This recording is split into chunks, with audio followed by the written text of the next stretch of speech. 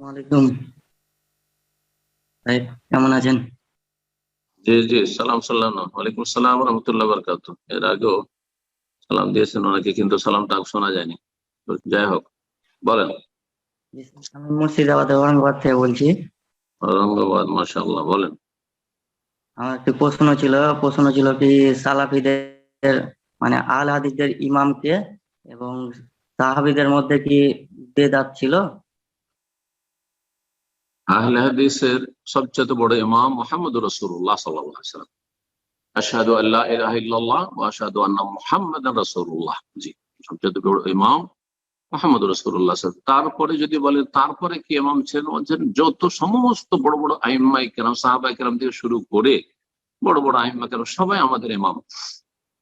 আমাদের ইমাম হচ্ছেন আবু বকর, ওমর, ওসমান, আলী, হাসান, হুসাইন, আর তারপর আবু হুরায়রা, আনাস, তারপরে তাবেঈন সৈয়দ বিন মুসাইয়্যিব, হাসান বসরি, মোহাম্মদ বিন সিরিন, আর তারপরে ইমাম জোহরি, ওমর বিন আব্দুল আজিজ, আর তারপরে আপনার ইমাম আবু হানিফা, শাফি, মালিক, আহমদ, ইমাম বুখারী, মুসলিম, আবু দাউদ, নাসাই, তিরমিজি, ইবনে মাজাহ, বাইহাকি, দারকুতনি, আর যত আইম্মায়ে কেরাম রয়েছে, ইমাম ইবনে তাইমিয়া, ইমাম ইবনুল কাইয়্যিম, ইমাম যাহাবী, ইমাম হাফিজ ইবনে হাজার, আর তারপর ইমাম মোহাম্মদ বিন আব্দুল ওয়াহাব, শাহ ইসমাইল শহীদ, এইরকম যারাই দিনের তৌহিদ সুন্নাতের কাজ করেছে তারা আহলে হাদিসের ইমাম। আহলে হাদিসের একজন ইমামের অন্ধ তকলিদ করে না।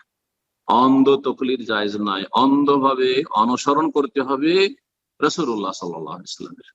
কুল ইন কুনতুম তুহিব্বুনাল্লাহ ফাত্তাবিউনি ইউহিব্বুকুমুল্লাহ। তোমরা যদি আল্লাহকে ভালোবাসো তো তার দলিল প্রমাণ পেশ করতে হবে যে ফাত্তাবিউনি, আমার ইত্তিবা করো, অনুসরণ করো, রাসূলুল্লাহ সাল্লাল্লাহু আলাইহি ওয়াসাল্লাম অনুসরণ করো। ইউহিব্বুকুম, তাহলে আল্লাহ তোমাদেরকে ভালোবাসবেন।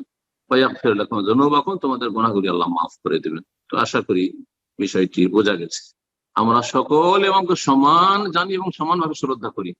যেমন আমাদের কাছে ইমাম আবু হানিফা, শাফি, মালিক, আহমদ, তেমনি ইমাম বুখারী, মুসলিম, আবু দাউদ, নাসাই, তিরমিজি, ইবনে মাজাহ, ইমাম ইবনে তাইমিয়া, সমস্ত আইম্মা কেরামগণ ওই রকমই আমাদের কাছে শ্রদ্ধা পাওয়ার যোগ্য।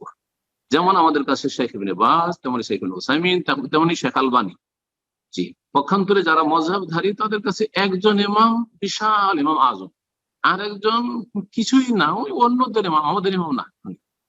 জি, এটাই গুমরাহি। এই গুমরাহি থেকে আল্লাহ যেন হেফাজত করেন। এটা হচ্ছে ব্যক্তি পূজা। জি, আল্লাহ যেন হেফাজত করেন।